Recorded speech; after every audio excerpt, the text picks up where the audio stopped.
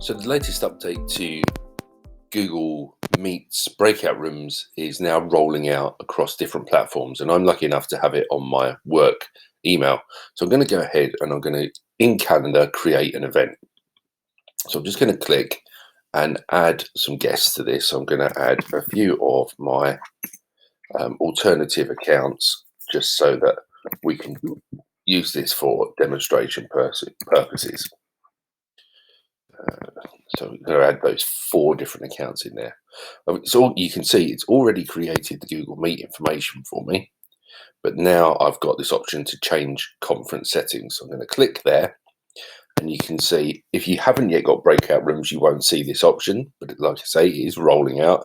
So you come to breakout rooms, you can choose the number of rooms you want, the settings you're used to seeing in Meet at the top of the chat bar. You can shuffle and you can clear, but you can also see how people are set up.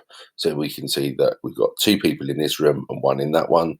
And if I want to, I can shuffle that around just by clicking and dragging, or I can use the shuffle to do that. And very, very straightforward. And obviously, as the host of the call, I can drop in and out to any of them at any time. And all I've got to do is save that. So if I save there, I need to let's just invite the guests. So if I was to pop into this now, I can join the meet.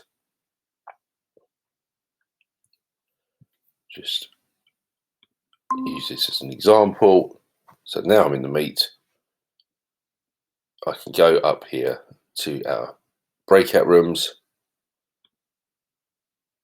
and we can see that as soon as those people join, they will be assigned to the different breakout rooms, and then I can just set them to flow. So really straightforward.